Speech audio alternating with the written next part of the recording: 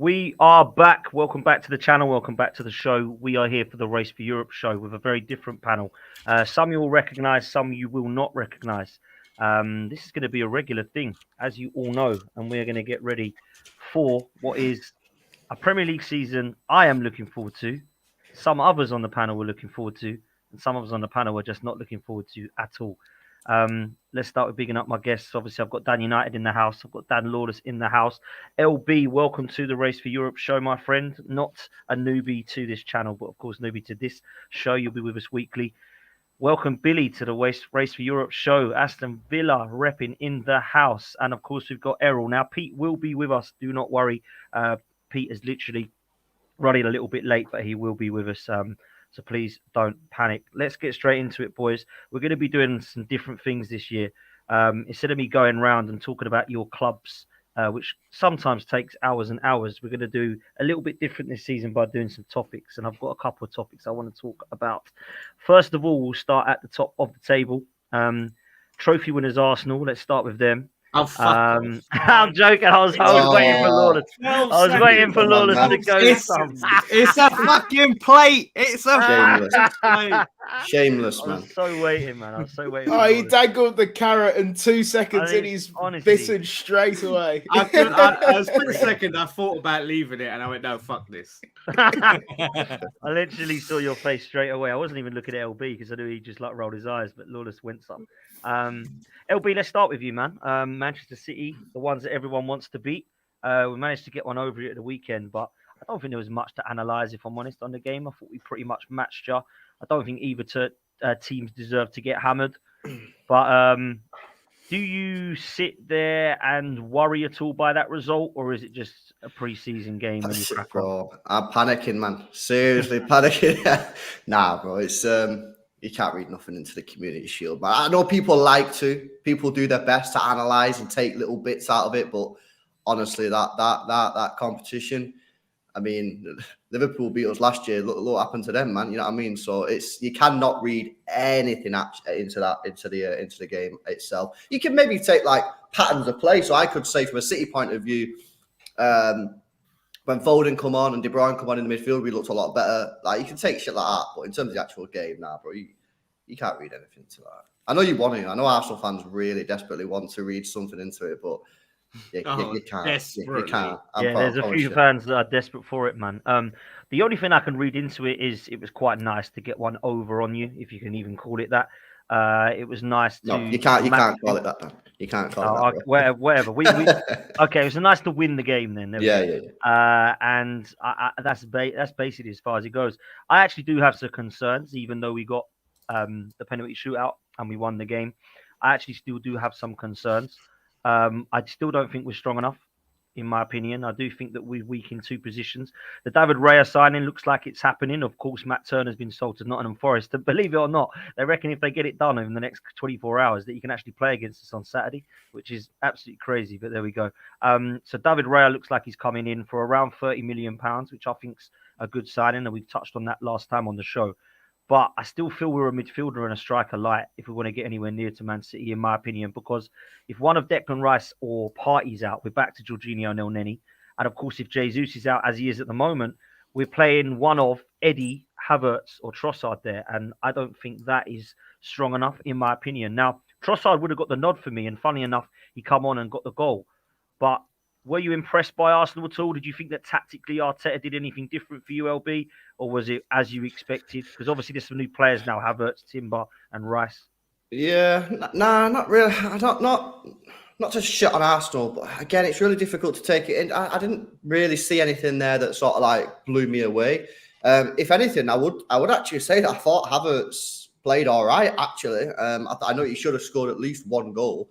But I thought he played okay. And he did all right. I thought Timber looked pretty decent. But nah, I didn't see anything there that has made me change my stance. That, you know, I still think we'll win the league. And I'm not sure how Arsenal will fare. It just comes back to the fact, again, that we've said on multiple streams in the build-up to the season that, for me, Arsenal's main problem, and you've just mentioned it there, is the squad. In my opinion, it's still not big enough. You know, we went through, I think it was on Saeed's channel early in the week, the top 10 most played players for Arsenal by minutes in the Europa League. And it's Vieira, Holding, Xhaka, Nketiah, Gabriel, Martinelli, Tierney, Lokonga, Matt Turner, and Tomiyasu. They're the players who played the most minutes for Arsenal in the Europa League. How many of them players are going to be playing in the Champions League this season for Arsenal? I'm with you, bro. I agree with you completely. And entirely agree with you. That's what I'm saying. I entirely agree with you, and it does worry me because we're still seeing in the last couple of games Eddie Nketiah and Fabio Vieira on the pitch far too often for me. And if that's going to be how we start or how we continue, then I do worry. Players I mentioned personally from an Arsenal and Man City point of view. Let's start with Man City. I thought Kovacic looked like he's played there for about 3 seasons. He looks ridiculously good. I mean, I knew that was a good signing, but that could be one of the bargains of the summer. I mean, was he 25 million LB? Yeah, that is ridiculous. 25. I agree. I thought it looked really. He looked really comfortable. But positives for us. Haaland didn't get a sniff. Saliba, man, I'm sorry. I know I big this kid up because I'm a gooner, but I don't think I've seen a defender as good as him at 21, 22. He is an absolute monster, man. And Gabriel, big up to him.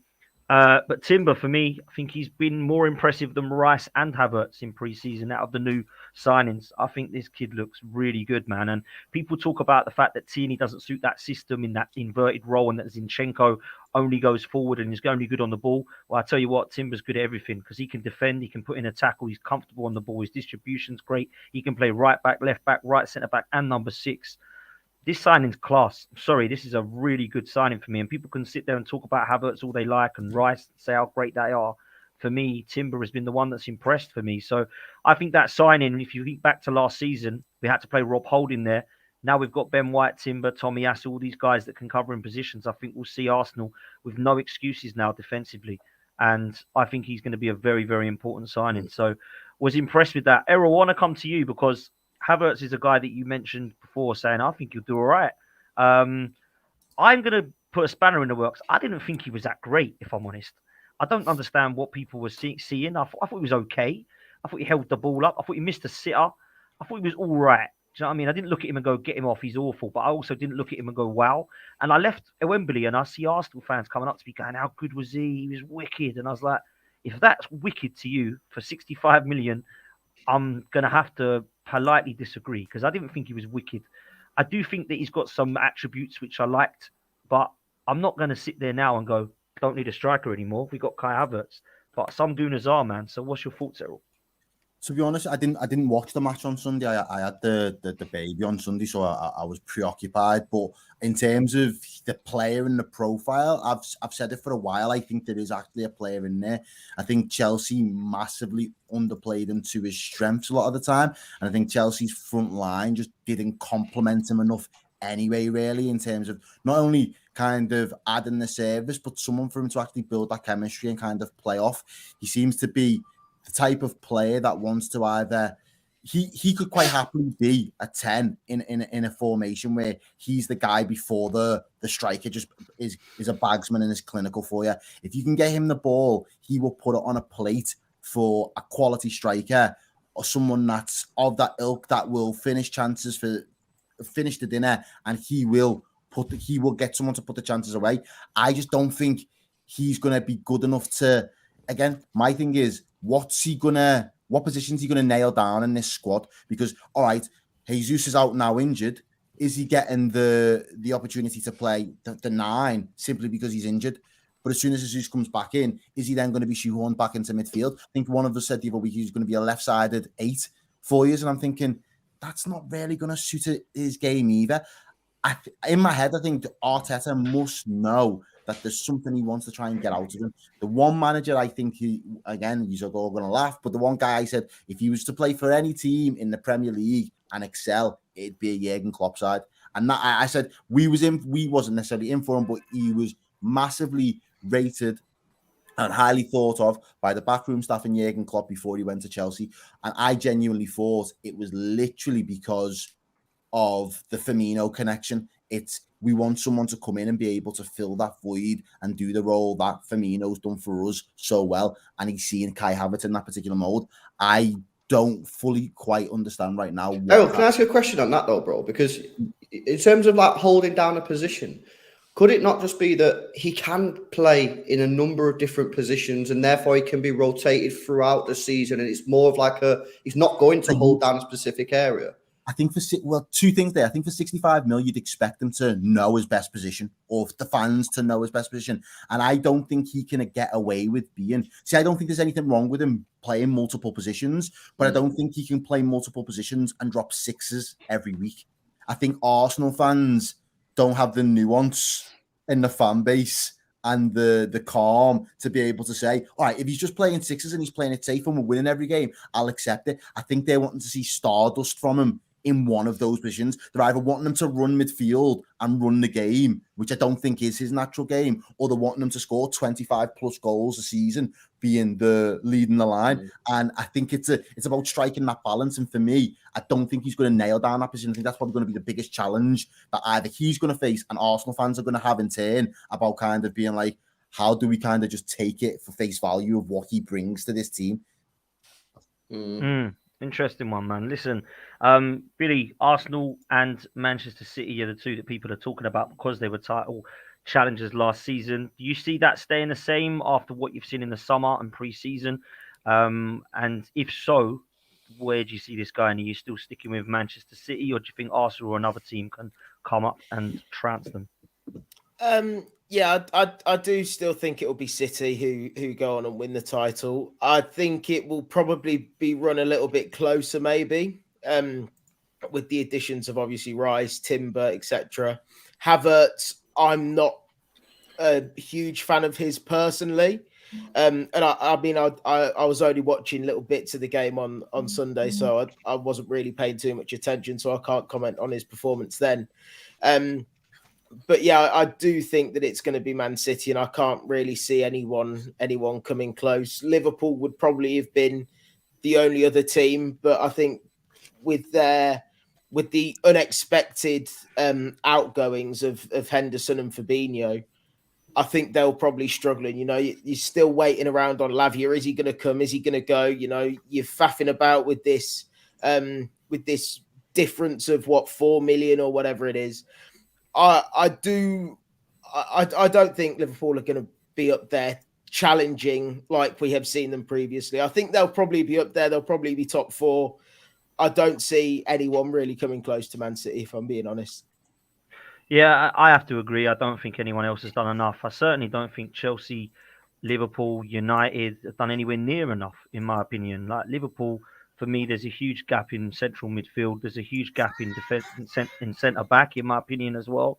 If Van Dijk was to go, you're back to Gomez or Matip or whatever it be next to Kouyate.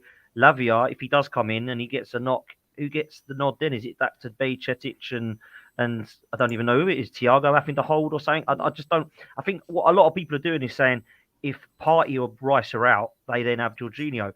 Actually, our backup's better than Liverpool's then, because I'd rather have Jorginho than Bajcetic. Do you know what I mean? And like Manchester United, what happens if Casemiro comes out the side? They got Mount. Is he there? I don't know. I don't get this. So I think it works for us for one, but it doesn't work for Man United or Liverpool. It's very bizarre. It's like Arsenal don't have no depth, but what everybody else does. Chelsea haven't even got 11 yet, in my opinion. So it's very bizarre for me, and I feel like Manchester City are the ones at the moment everyone will look at. And from what I've seen, I think Arsenal are the closest, but I really don't think any of us are actually going to have a chance, if I'm honest. Let's come to Dan United, because I've obviously mentioned United there.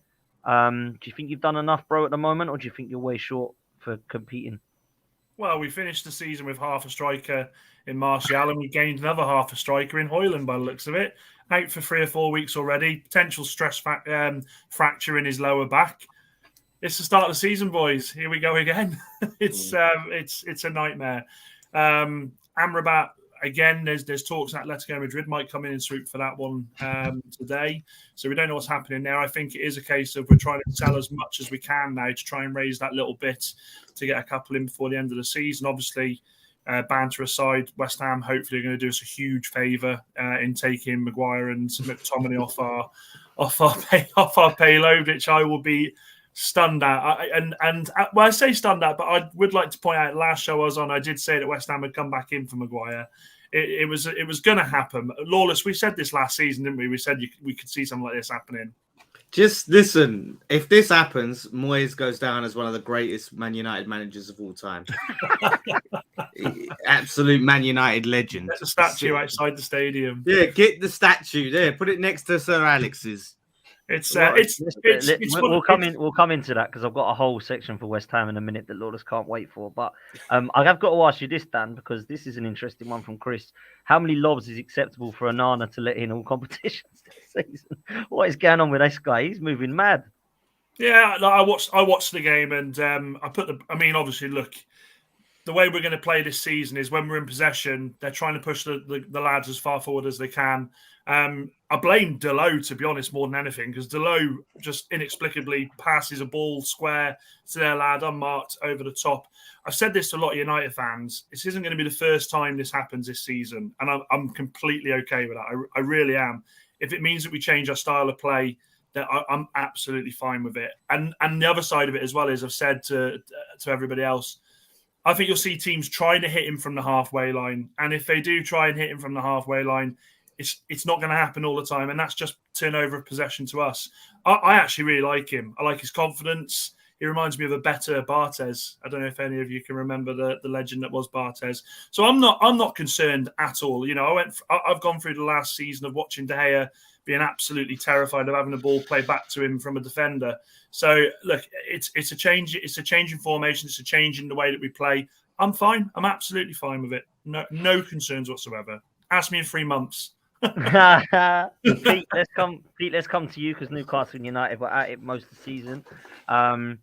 Let's just stick to United for a second because I really don't think they've done enough, bro. I really don't. I look at Mason Mount and I look at the goalkeeping situation and I look at Højlund. And I think Gary Neville made a great point in the overlap today. He said, we've got so much pressure on either end of our pitch now in the first 11. One up top and one in goal. Everyone's looking at those to be the next De Gea and the next, I don't even know. Who's the last centre forward that Man United had? Wayne Rooney, I suppose. And I thought it was a great point. My issue with Manchester United is, again, like Arsenal, they're in four competitions. I just don't see enough strength in depth. I really don't. I think Manchester United have got an all right 11. I don't think they've got anything after that. They're an injury away from Lindelof coming back at the back. They're an injury away from Mount playing at defensive midfield, so I can't see another one because apparently Fred and McTominay are going. So they've got Casemiro and that's it. They're an injury away from Højlund playing Martial up front, and Højlund's injured anyway. But at the moment, they're starting with Martial up top. This ain't a good enough Man United side for me to comfortably get top four or win something, in my opinion. What do you think, Pete? I think you made an interesting point about Neville saying about on the overlap, the kind of the striker position and goalkeeper's position is one of the hardest or most scrutinised in Man United, and I would agree. But that's not new. As he talked about, that's been the case for years at Man United. You go back 20 years, that's always been the case, and they're always going to have that difficulty. They need to sign the best out there, and that's what Man United did over the years. For those two positions, they signed the best that was out there at that time, and they haven't been able to do that. I think they've got close to it with Onana. I do think he's a good goalkeeper, and I think Onana is what Man United want to be. They want to be a progressive side. They want to start from the back. That's the biggest issue that Man United have got, because I'll be honest with you, and Dan, you might agree with this, you might not, but you know, this is part of the reason why they want Harry Maguire out the club, because he can't play that. He cannot play a high line. So they want defenders in that can do that type of job, that can push their centre-backs 10 yards further up the pitch, to play that high-press football and to squeeze teams. And that's the big thing, is if you keep the likes of Maguire and Lindelof, who I'd also say struggles with that too, you're going to find the same problems happening. And Onana, although he's a good progressive goalkeeper, he isn't as good as a shot stopper as De Gea. And we've questioned him about some of the goals last season, but there's been a lot of games that he pulled you out of the shit last season. And Onana... Just a shame he couldn't do that away from home, Pete? At home, he was signed away from home. He didn't have a clue what he was doing. But in my opinion, I think De Gea is better than Onana with that. So there could be more goals being shipped from that issue if you keep that centre-back grouping that you've got right now. So I still think there's some fundamental problems there. And Potts, I'm in agreement with you. I don't think by what they've done so far that they're equipped to fight for the title, in my opinion. I'm not even bantering, Dan, when I say this, right? And I mean this. I think I'd rather have Newcastle's squad than Man United's. I'm not even bantering there. Like I actually look at what Newcastle have got. I think I'm looking at more of them players and going, yeah, I'll take them. So I think if you do get where people think second, third, I'm hearing, and a trophy, Ten Hag, fair play to him, man. I think he deserves his flowers because I don't know. Maybe come back at maybe I'm deluded and you've got a great squad and you're all happy, but I don't see it, man. I don't see this Man United side and think, wow. But maybe it's just me. So what you say? A Man U Newcastle combined 11. You reckon there's more Newcastle players that fit into that 11 as it stands at the minute? Is that a safe bet? I would say squad wise, I'd take more I think Newcastle have got a stronger squad. Maybe a first 11, you probably look at it being quite close. I wouldn't look at Man United and go, "Oh yeah, they're miles ahead of Newcastle." Like, I can't see Newcastle competing with them because I look at Newcastle's midfield: Bruno, Tonali, and who's the other one? Jolinton. I think that's a really good midfield. I prefer Isak because I know he can score goals. I don't know if Højlund can yet. I prefer Callum Wilson because I know he can score goals. I don't know that Martial can yet. I look at the width and I think at least I know that Harvey Barnes can score more than Anthony. Huh? Martial's been here for about 7 years. Exactly, and he's poor. A new kid on the block. He just can't score. He's shit. That's what I'm saying. So would you have him over Callum Wilson? I would not. Then I look at the wide players. Anthony, I'd rather have Harvey Barnes or that Almiron because at least I know they can score. That's 5 already. And then we're going into the defence. I really like Botman. I like Lissandro, and I think Varane at Man United probably hasn't done it, but he's ridiculously good in terms of what he's achieved in football. Fullbacks, I'm having Newcastle's. I don't rate Man United's to that level. That was what I was about to ask Dan. I don't know, man. I'm struggling. You've really named a full Newcastle 11 besides a couple players. Tell me then. You didn't even mention. No, listen. I think that's. You ain't mentioned Rashford though. Yeah, thank you. You didn't mention Rashford. He's the one. But Dan, have you heard that Man U were looking to give Wan-Bissaka a new contract as well? Yeah, I have. I've got no concern with it. I'd rather us. We need to spend money everywhere else on the field. Right back for me at the moment isn't an option that we need to be looking to try and spend money. Obviously, we're looking at the Toledo at centre back. The bids going in for that. Amrabat. So straight away, you go from saying we've got nothing there to 2 players coming in. Obviously, the biggest problem United had last season was the likes of McTominay, who played a lot of football, the likes of Fred, who played a lot of football, and yet we still finished 3rd. So all I will say is I can happily sit here and take all of your points with it, but it's a long old season, boys, a long old season. And I tell you what, you're forgetting players like Garnacho, who in pre-season, I've seen this kid, by the way, the maturity in the last 12 months is through the roof. He is going to have a stunning season. I'm a bit concerned, obviously, with Anthony. We all know where we sit with Anthony, and I think United were kind of hoping Diallo would have a decent pre-season and be the guy to sort of push him there, but then he got injured. I've said on this show 5th or 6th is where I see us finishing until we get these 2 other players. If we get these 2 other players coming in, it changes it a little bit for me. The other thing you're saying here is, I mean, so we're not putting Luke Shaw in this team at all. Luke Shaw, who I thought was really good.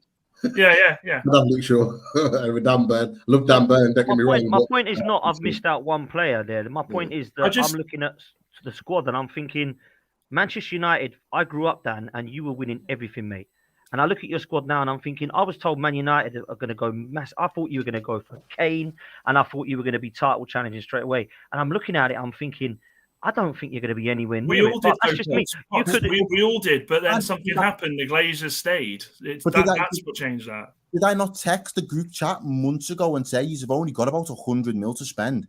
There wasn't that big war chest there that not you, Dan, because we had conversations, but other United fans online had been saying, no, we're going to be spending upwards of 200 mil this summer. We're going to be doing this. We're going to get the back and we're going to get new investors. We're going to get new owners in for the summer. And I was saying it's more likely that you're just going to have 100 mil to spend, which means you aren't really going to be able to go out and splash that money on Kane because it's almost, again, the situation that Liverpool found themselves in. We could spend 100 mil on one player, but that doesn't fix the holes in the squad that are actually going to get you closer to City to compete. So where do you distribute that money then? And I think, Man, you have had to go down the route of getting horses for courses almost and actually finding, you know what, we do need the keeper. There's no denying that, Errol. There's no denying. If this was a Qatario Manchester United, the transfer window would have been completely different. Completely 100%. different. 100%. Look, at the end of the day, if we get the 2 signings that we want to come in, then we've made 5 signings this season. You'd have to say, other than the Højlund deal being slightly expensive and the injury happening to him straight away there, you'd have to say that they've kind of got what they wanted in terms of strengthening their positions. Harry Maguire was a liability last season. Obviously, you had the midfield of McTominay and Fred that every time they played, and we've seen this for years, guys, they've been a joke. So you have that new midfield of Mount, Amrabat, Ericsson, who people have forgot about. I know, obviously, he won't play as much football this season, but he's not a bad option to have. Quality, though. He's quality. Exactly. He's not a bad option to have. I'm not feeling terrified. I don't think by any means this season is going to be a catastrophe. And the one thing I will say is what Ten Hag did last season with the stuff he had to deal with, and I'm not going to go over old ground with that again. He's bought enough time for me to trust in what he's doing, and I trust in what he's doing, and I'm going to give him the time this season. I'm certainly not after. Look, last season, 2 games in, we'd lost 2-1 at home to Brighton, 4-0 away to Brentford. I'm not gonna hit panic stations yet. Let's get these 2 signings in. I think they're doing the right thing in the players that they're trying to get rid of. The main thing as well you've got to remember is the players they're getting rid of, the likes of Maguire, that wage bill is coming down. De Gea, 375 grand a week. Wage bill's coming down. I think they're having to manage things the best they can at the moment until they come out of this limbo that is the sale of Manchester United. Will they, won't they? There's not a lot that we can do. There's not much more we can do. Could we have gone out there and spent 100 million on Kane? And I agree with what Pete said, or was it what Errol said? Probably. We could have used our whole budget on that, but then you leave us completely short for the rest of the season because you're essentially hoping that Kane will fire all those goals to get us up to the top of the table. But we're still going to have to rely on Harry Maguire coming in as 4th choice, maybe when someone's injured. Scott McTominay coming in when Casemiro evidently gets a red card and is missing for 7 or 8 games again. So I think he's doing what he can with the resources that he can. Now, I'm not going to sit here and cry and say that we are so hard done by. We've spent 400 million in the last 2 seasons. But at the same time, he's had to rebuild this squad that was full of horrible characters, bad attitudes, bad footballers, I think, towards the end. I'm going to sit here and I'm going to see what happens. I don't think it's going to be a catastrophe this season, but I don't think it's going to be. I don't think we're going to have as much luck as we did last season in the sense of a lot of teams around us having terrible seasons. And I'm not saying, Dan, that Ten Hag's the guy. I think Ten Hag's doing a great job. I don't think Ten Hag is doing a bad job. It's not Ten Hag that's the issue for me. I just think the whole of your ownership and board are looking at that right now and thinking, are you happy with where you are? And the answer should be absolutely no. And we're going to do all we can. And there's going to be nothing left for us to go and but then Potts with that, why are the Glazers going to go out and spend another 300 million? If this is the problem. They are the problem, aren't they? They are the issue. They are the issue. We'll move from them just for a sec. Lawless, I want to come to West Ham in a minute, but just touch on Liverpool and United. In your opinion, do you see either of those fighting for the title this season? I know the window's still open. Yeah, not really at the moment. Like I said, as it stands, window's still open. I think at the moment, and I hate to say this, Liverpool more likely have a chance to close the gap over the 2 because I think the gap is smaller on that.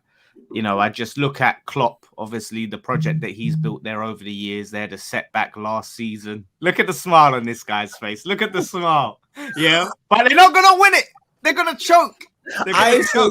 I'm letting you have the mic. Challenge. I'm not saying shit, mate. You talk. You challenge, mate. You challenge, right? And I think that, but like I said, as it stands, they ain't challenging for shit. Like, let's be real, and certainly not the Europa League. You know what I mean? Leave that to West Ham. So I ain't saying a fucking thing about this, Lawless. You had us all. The floor is yours, my man. The floor is yours. Both teams have a lot of work. We're gonna have this all the time, are we? Now, West Ham are gonna win it. Do you know what? Listen, I didn't say we're gonna, but I feel like we'll see. We'll see what happens. You know what I mean? Maybe that's just what we are now. Maybe we're just a good cup side. Maybe that's West Ham. A good European Cup side. That's European Cup. Yeah. Yeah. Okay. Yeah, I'll take that. Good European Cup side. You know what I mean? We win the Europa League, and then we go into the Champions League. You know what I mean? We win that. We keep going, mate. Win the Champions League. Can you imagine? Club World Cup. It's all Club World Cup. Do you know what I mean? We're on the rise. I reckon, right? If that happened, if West Ham won the Europa League this year and then they went and won the Champions League next year, this bloke would still be Moyes up. I tell you, he'd still be Moyes up. Yeah, listen, fuck him. But it's weird now. Now you saw what you said. Out of any team, I hate to say this because it gives him a big head. But I feel like Newcastle at the moment are most equipped, right? No, because like you said, I just look at their squad, their team, and I just think there's more balance. They're a little bit more complete. They're a little bit more settled. I just feel like there's a bit more rebuild at Man United. And again, like this is now. I'm not saying it definitively. Things could change in a few weeks. I'm talking about, say, windows shut now. I look at Newcastle as a more balanced, complete team over Liverpool and Man United. I still feel there's a lot of gaps that need plugging. That's trolling, man. That's trolling, Lawless. I swear to God. No way, man. No way. He's saying Newcastle. He's saying Newcastle are more likely to challenge City for the title than Liverpool. I think they're. Lawless, don't put that on him. Don't put that on him. You don't, mister. I don't like the pressure. Oh, little old Newcastle. No. Now listen. You tried that shit. You had that last season, Pete. You had that last season. No. You get one season as being the little plucky underdogs. No. Yeah, we still are. We still are. No. You are not, Pete. You are not the fucking underdogs anymore, mate. Come on. Look at this guy. Come on. Got the new underdogs in town. Yes, Dilly. Listen, you worry about stirring our porridge, Bill. Like, you sit down there, right, and worry about stirring West Ham's porridge here before we get into these conversations. But Pete, you can't go under the radar. Oh, we don't want expectations. I'm under the radar. I'm lying under the radar. No, that's what I'm saying. This season, you can say what you want. I'm lying under that radar. LB's with me, man. He said it the other week. Listen. And the thing is, we're not there yet. With Liverpool, don't forget, they're starting the season a lot later than everyone else because obviously their pre-season goes into up to the international break. That's what Klopp said. So they're still in pre-season mode. They're still in they're starting, a good 6 weeks behind everyone else. So that's a steep gap to close, mate. That's a steep gap to close. So, that we've got to take that into consideration. Errol, I'll let you come back, man. No, Liverpool. Do you know what? And I've said that, and I'll be consistent with it until I see what this midfield is capable of doing and the levels of performances that they can put in over a 6 to 10 game period and spell. I'm going to reserve judgment on how good the new rebuilded Liverpool side is. I think it's very stupid to just haphazardly just say, oh, we're going to be back and we're going to challenge. And I want to say all of these things, but until I can see the evidence on the pitch to back it up, it's just all gas and air. It's all lawless. It's all bubbles, man. And I'm not about that. I'm not about to just put myself as a talking head on the internet and just make a mockery of what the good work we should be doing needs to be done first. Let these lads earn the credit that they deserve. If they're going to be good enough, if they're going to go out and challenge, they've got to earn that shit. It's not a God's given right. Nobody has a right to challenge City at this moment in time. I think City have proven over the last couple of years that we can have a fast start. We can get off to a really good start and look strong. You can be top at Christmas. But at the end of the day, when it comes to crunch time, when it comes to those clutch moments, if Manchester City can sniff danger and they can smell blood, they will put the work in to close that gap and overtake you. And at the end of the day, they'll leave you sitting there crying in your hands. I've been there last day of the season hoping that we can actually get it over the line, hoping Billy's team step up and do us something. And he got close, but we didn't get close enough. So I know firsthand that, and I said it to you last season, Potts, I know firsthand, you see all the signs of your team doing everything that they should do. And in any other season, it'd be, your favourites to go on and win the league. But when you've got that City side breathing down your neck, or you're trying to catch up to that City side, it is a mammoth task. I think this Liverpool side, and this is the other side of the argument, well, not argument, this is the other side of looking at things, is we are going to be frightening in attack this year. I think we've got the best attack out of any attack in the league.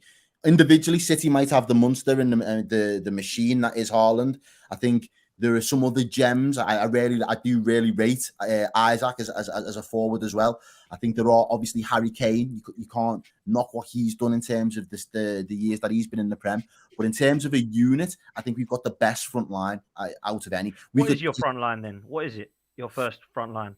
On honest to God, bro, it depends on it depends on who you're playing. It depends on who's in form and who you want to go with, because you could easily go with Salah's nailed on. You just said it's the best in the league. You got the best one, and then you don't know what it is. I don't know. I think he means the clutch of players that he's got available. Oh, sorry. Okay. The players to pick from as that front five, you're only going to squeeze 3 in. So 2 players that are quality are going to be sat on the bench. So Jota's potentially going to miss out, and Gakpo or Nunes are. I think Diaz is secured on his wing, and I think Salah's secured on his wing. So the others are interchangeable depending on the system. The other day when we was playing last night, Gakpo started in midfield. So that means there's an extra forward-thinking player that would normally typically be in that front line that's dropped a little bit deeper into midfield. So I think we have got the best front line out of any team in the Prem. I think defensively, and until that midfielder's got an anchor in there, someone said to me the other day, and I repeat, I said it to you last night, Pete, we went from having a fucking lighthouse to touting Dewsbury Hall, a fucking wedding chapel venue for your fucking 6. It's fucking bizarre. We've gone tits up. Like everything from a defensive standpoint in Liverpool at the moment, I would have kept Fabinho because I think he could have done a job and plugged the hole defensively if we needed to. And he could have been a bit of a mentor to whoever comes in next, whether that, obviously Besetic is young, and then having another youngster in the midst of that in the 6th role. I think that is going to be the most topsy-turvy. I'm getting 13-14 vibes from this Liverpool side again. Does that mean that this Liverpool side will run City ragged and run it close? I don't know. I think City are a far better team than he was in 13-14 right now. But I think us as our playing style, it's going to be fast and furious. It's going to be rock and roll, and it's going to be topsy-turvy. We're not going to have game management. I think that's going to be a myth this season. I've said it to you many times last season, Dan. When Klopp bought in one midfielder, he took 6 months to acclimatise them, to really get them to play the formation and play the system. He's potentially going to have to do that with 3 lads from day one of the season and hope it all works. That's massive expectations. And based on the way we played last year, I'm not confident that it's just all going to click into place like that. I was sitting here on the show with you lads hoping next week's going to be the week we're back next week and we're back. And every single time I felt like I was close to sticking my neck out, I was getting snapped back right down to reality and reminded that actually there are more questions than answers with Liverpool at the minute. And I think that still remains the case. Errol, what about Nunes, mate? Because I think he's looked quite decent in pre-season. I think he's good, man. I think he's going to have a decent season, begrudgingly. I think he'll be decent this season. If it was me, if you was asking me my front 3, it would be Salah, it would be Nunes, and it probably would be Gakpo coming in off that left, which means Diaz and Jota miss out. But to bring them 2 in off the bench, I don't think anyone would grumble in any of our sides if you had those as options. I think Jota in the box is ice cold, and I still think Diaz is a quality player. I'm just not convinced he's a Klopp system player yet. I'd have Jota, man. I'd have Jota in that starting 11. I think he's the best finisher you've got, and I think he's class, man. In terms of the press and in terms of how Klopp wants to play, I think he'd be class. LB, let me come to you quickly before we move to West Ham, because you said that Liverpool were going to be back this season. Do you still stand by that, or have you not seen enough yet in the window? Well, when I've been saying this, obviously, it's based on basically what Errol's just said about the front 3. I ain't going to go over it again. Like, stunning front 3. And they have strengthened that midfield. However, I'm just now just looking at it, and I just think, like, have they took the foot off the gas, man? Like, they made 2 great signings, and that was why I was sort of coming to this sort of stance of, Liverpool got this front 3. I think Nunes is going to do sick this year. Salah is going to have a full season of just slamming it, and they've got Luis Diaz back in there. Obviously, Cody Gakpo fighting for position. That position it's going to be mint. And obviously, they've signed the 2 midfielders. And then they've just sort of fucked around with the number 6. I completely agree with Errol. I wouldn't have let Fabinho go. I know he was shit last year, but, maybe that was just a one-off year. Who knows? And I agree. I think you keep him around for the experience. And I just look at it now and I just think, do they really want it, man? Do they really want it? Because if they would have gone out there, and don't ask me for a name because I don't know, not thought about it, but they would have gone out there and signed a proper number 6 who can give that midfield base like the freedom for the other players to go forward and be like, like Rodri does at City. Like Kevin De Bruyne ain't looking around going at Rodri. Are you going to be all right, mate, if I run down here? No, the players instinctively know that they can do that. And I don't know if they get Lavy, obviously a good player, but is he going to give them that full protection? So I don't know. I imagine you probably thought it looked better before we let Henderson and Fabinho out the door. Yeah, 100%, man. The second we let them go and we haven't got replacements already lined couldn't let both go. You had to keep one. Or again, the argument for me is if you're going to let them both go, do it. And again, I don't know the intricacies of football transfers and how you break down a deal and how it works. But if it was me and I was calling the shots in that position, I would have agreed to let Henderson go when Henderson goes. I would have then started looking for the replacements. And only once I knew that there was a solid offer for Fabinho that was going to be wrapped up, I would then spend the money in advance for his replacement and then sell Fabinho. If that means Fabinho doesn't go until after the Chelsea game or until the last day before goes on deadline day, then so be it. I've got to protect my interests first. I've got to be selfish and think of the club. But everyone keeps leveling at me from Liverpool fans' perspective is Klopp's always said, if you don't want to be a part of the team and if you don't want to be around, you best just go. And I'm like, well, there's a time and place to go, though. You can still understand that you're going, but there's a transitional period and I need you to settle the ship and steady the ship before. Can't just sell all your sixes and be like, no, they wanted to go and we got a good price, so we sold them all. Now we just have no one. Like that's not really something that you can do. Yeah, you're going to miss Milner as well this season. Milner's always been able to fit in anywhere where you're short as well. So not replacing someone like a Milner who is essentially a utility man. I think you struggle with that as well, Errol, to be fair. Just quickly as well, Pops, on the question that you asked then. So I have come back a little bit to sort of being more in the middle on the arse, because obviously I was like massively saying that I thought Liverpool this year would be the ones who properly challenge us. I have come back a little bit on that stance because I just don't know what Liverpool are doing with this number 6 position. But the front three that Errol's just been speaking about ain't no joke, man. You know what I mean? You're talking about Mohamed Salah here, bro. You know what I mean? This is a special player. And Nunes, all he needs to do is start finding the net. And I know that's obviously dumb to say, but he got so many chances last year that he should have scored, like obviously should have scored. And at some point, I'm telling you, that will click for him. And yeah, I rate him. I always rated him. I've always said to Errol, I rate him. And I think he's instinctive. I think he's an instinctive striker. If he doesn't have to think about it and you put him in the positions to just one or two touch, I think his numbers are going to go up. I think he'll still hit that. So young as well, isn't he? Still so young. Absolutely. I just be compared to Haaland as well, man. Like that was, you know what I mean? And after like match day 10, everyone was looking at Nunes. Like he was getting like fucking trolled out of, like he got sent off, didn't he? I think was it Palace or something? He got sent off early on. You know, he didn't get off to a good start. Meanwhile, City striker, you know what I mean? I think Haaland doing what he did last season, though, kind of frees Nunes to just focus on Nunes this season. Now, though, there's no competition. It's not like I don't really know why there was, if I'm honest. No, I don't. I think it was just because there was both two young lads, both coming in at a similar time. At the two top sides at the time as well in the Premier League. I think going into the top sides, and you'd both done bits in Europe the season before as well. And I think it was like, oh, we're going to see them both in the same league, and people just want to pit players against each other. I think this season it does Nunes a favour that Haaland had not necessarily a freak season, but his numbers were freakishly good last season. Nunes just got to focus. No one is actually comparing them now, which actually might benefit Nunes. Now, LB, can I ask? Do you think Haaland will have the same season as he did last season? If you're asking me if he's going to score 52 goals, I mean, who knows? I would say I think he's not going to score as many goals this season, in my view, and that's not because I don't think he's going to be. I don't think he's going to be worse. I just feel that like maybe we'll utilize Alvarez a lot more. Remember, Alvarez never played in Europe last season, and so I think that Alvarez might get a few more minutes. And I don't know. I mean, 52 goals.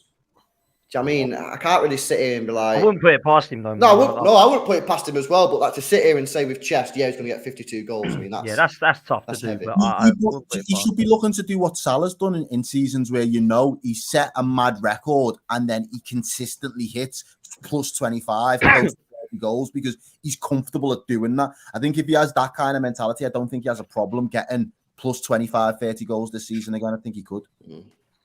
Fair play. Listen, before I come to Billy and Lawless, there's way over 500 of you still watching live. Make sure you smash a like on this video, please. I'm only about 80 away from 11k people, so if we can do that as well, that would be amazing. Hit 11k tonight would be superb. let's come to Billy quickly on this West Ham thing, because Billy, you're Aston Villa are a club that are a little bit like that. You're now a little bit stable, and you look to me as if you're going in the right direction. What do you think of this West Ham nonsense, mate? Because Lawless is losing it. You know, when you see him up there, oh, he looks stressed. Look at him. He doesn't want to be here. He's much rather be in bed, like dreaming about, I don't know, not anything but football. Dreaming about a trophy, yeah. Dreaming about a trophy that we won, yeah. You know that Villa want to win, yeah. I would love to win that trophy. I'm not gonna lie. I'm not gonna lie. Think he's a favourite for it, Bill? Huh? Yes, I think he'll do it. Do you think he's a favourite for it? I can understand why we would be favourites. Don't you dare, Peter. Come on, we've got one of them on this show. I'm not gonna stick my neck out on the line and say, yeah, we're gonna win it. Why aren't we gonna win it? I think we can. Absolutely, I think we can win it. Look, if West Ham can win it, we can certainly win it. I just don't want to put my neck out on the line and say we are going to win it. 100%, we are going to win it. We're going to better win it. You better win it. Get past Hibs first, Billy. You got to get past Hibs first, mate. Exactly. I tell you what, if you don't win it, I'm coming for everyone. I'm coming for everyone on this show if Villa don't win it. Why? Why are you saying? Maybe not LB. Maybe not LB. But well, because you guys downplayed it, like, oh, anyone from the Premier League could just win that. Oh, it's such an easy trophy. Anyone could win it. Anyone could win it, right? If Villa don't win it, I will say, I think we've got a harder group of teams to beat than West Ham had last season. Oh, sit down, shut up, get out of here, man. Get out of here with this nonsense. We're gonna do that. There's Frankfurt in there. Frankfurt, Europa League winners when you were there. Well, we had Fiorentina. Yeah, they are in there, aren't they? Yeah, they're back in there. We had to face them in the final. There was good teams in there. We didn't. I'm not saying there's not good teams. I'm just saying I think the collective of teams this season is probably a little bit more difficult than last season. Oh yeah, of course you would think that. Of course you would think that. That'd make it taste sweeter, though, Billy. No? Exactly. Get the excuses out early. Get your chest out. It's not an excuse at all. I think we can win it. I can understand why we're favourites to win it. But I'm not going to put my neck out on the line, like I say. As for West Ham, I think they are an absolute mess from an outsider looking in. Why you're going after players like Maguire and McTominay is just beyond me. I disagree, man. I think it's a good signing. I think they're good signings for Moyes. I think Moyes' style of play, they're good signings for. But he's the manager, though, Billy. So what? He is, but it's not a progressive. I mean, if you want to stick with Moyes, then bring in a director of football who agrees with what Moyes is doing. Why have you got a director of football and a manager that are on two completely different pages? And Moyes has won that battle now, anybody looks of it. It looks that way, yeah. It looks that way. And in my view, that's where the mess starts, I think. You know, I don't understand why you've got a director of football and a manager that are on two separate pages. And from there, it's just going to get disagreement. It's a mess. The Steinmeister has lost, Lawless. What are you going to do now? You know what? It's so nice hearing other people tell Lawless the same shit. I just hope more receptive to you, Billy. Oh my god, this guy. I woke up this morning, right? On my Twitter was basically someone saying, "Oh, I watched Loaded Mag last night, and Errol and Lawless were going at it, rah rah rah rah rah." And I'm like, "Wow, I'm getting tagged in this. What must have happened?" So I was watching you two go at it last night. Errol changes his arguments so frequently to suit him. What Billy has said, I have said many, many times before, and I will repeat this again to remind Errol, that his argument was we should have took less money for Declan Rice, and that's why we're in the situation we're in, which is completely the opposite to what Billy has just said. And Billy's actually correct, where Errol was incorrect, right? So, yes, I agree, Billy. But this is the thing, LB, right? Yeah, you look at it and go, well, yeah, Moyes is the manager. He's a signed player for Moyes. Moyes is on 1 year left. He's got 1 year left on his deal. What comes after Moyes? We have Maguire. It looks like we're getting James Ward-Prowse now, by the way. That deal looks close. So McTominay's in the bin. How much is he? Nothing's 30, been said. 35? It's going to be between 30 and 35, I reckon. Which I take him over McTominay. It's a better signing than McTominay. Doesn't excite me, but 2 different players though, Lawless. Yeah, 2 complete different styles of play. Well, yeah, I know, but it's the same way we've got Alvarez. It looks like we got Alvarez over the line again. So you have better options than McTominay in midfield, whichever style of play that you want, right? So yeah, I worry that Moyes is going to be off, and you have Maguire on ridiculous money, who's very limited, can play one way. And say we do want to go and get a more exciting, progressive manager.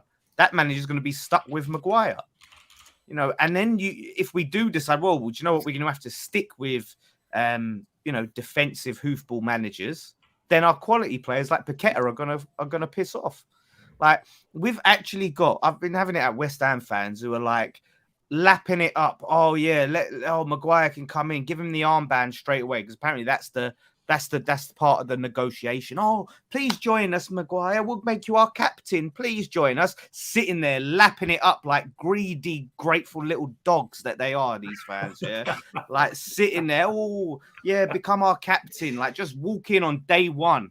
The geezer's confidence is on the absolute floor. He's been putting in shit performance after shit performance. He's become a meme, and we allow him to walk in and wear the armband with no rehabilitation, without earning it, just because he wore it for Man United. And they took it off him, by the way, and give it to Bruno Fernandes. He is regarded as one of the worst Man United captains ever. And just because he was at Man United, West Ham, we should be grateful. Oh yeah, give us your rejects, please. Like, fuck off. Like, yeah, that's all fair though. That's fair, Lawless. Yeah, I get that about the captaincy. That's obviously done. But like, at the end of the day, Moyes is your manager, and I think Maguire, I think McTominay would be good signings under that manager. So what West Ham now need to do is decide, okay, are we going to stick with this style of manager? And if we are, we're going to buy the players that can support him. Or we're going to go back to sort of a manager that wants to play attacking football. But then, there's no guarantee that works. You know what I mean? You just want a trophy with this style of manager. You know we almost went down. We almost went down with this style of manager. Yeah, but you didn't go down. You know what I mean? You didn't go down. You won a trophy. Pellegrini was brought in as your manager way back to play that attacking football, and he was sacked in the same season, wasn't he? No, he wasn't. He wasn't sacked. Or was it the season after? It was the season after. Yeah, it was the season after. Like, you wanted to play that football, and it didn't work.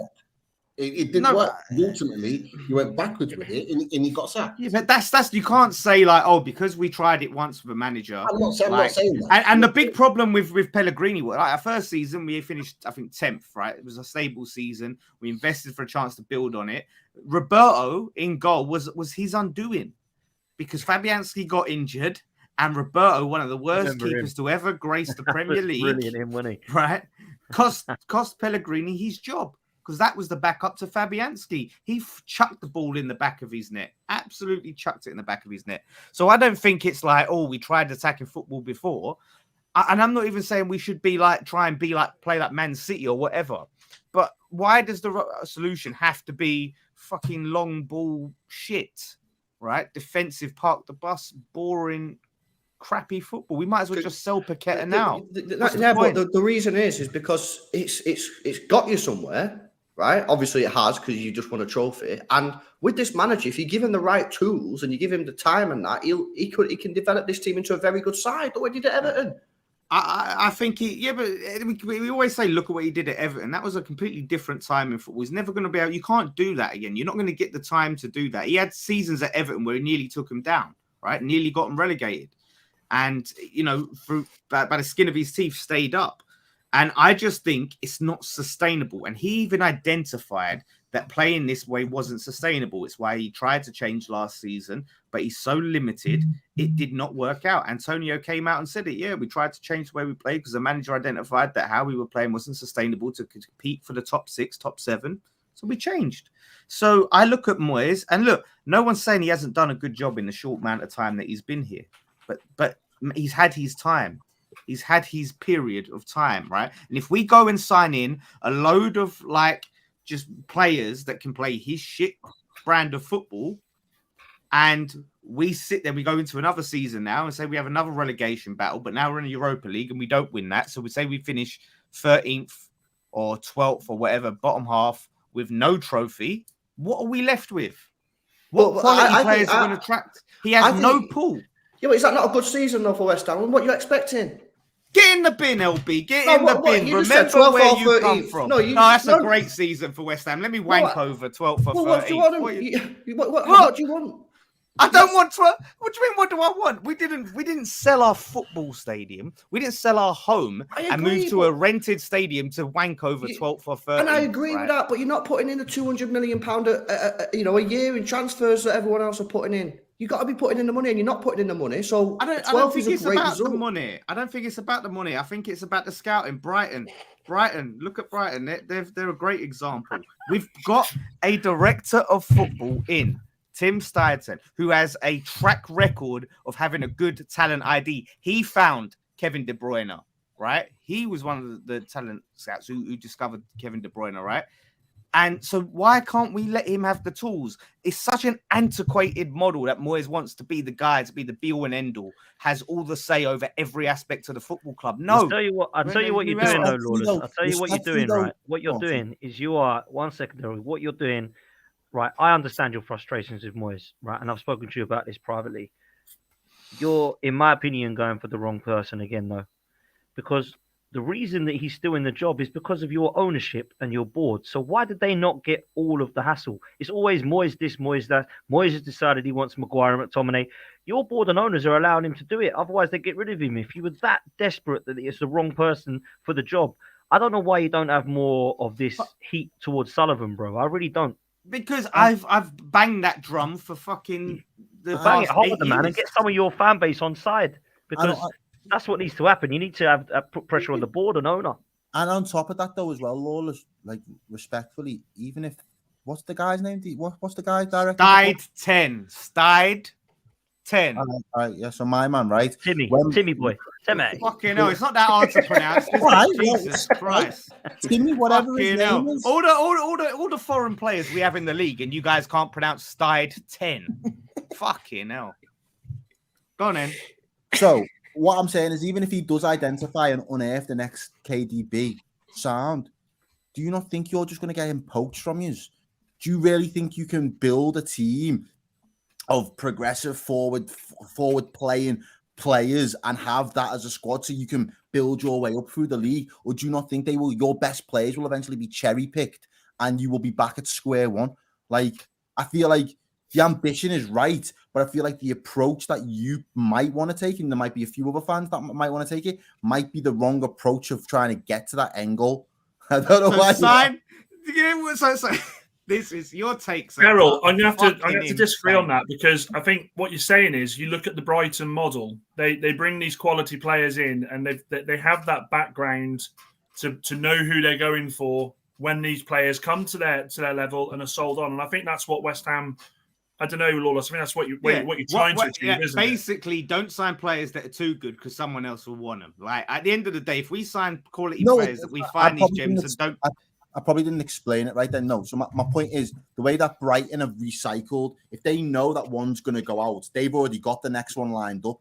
Yous haven't historically got a track record of doing that. But that's what we want to aim for, don't we? We want to aim for that. That's why we've got in a director of football. Usually Sullivan used to do all the deals.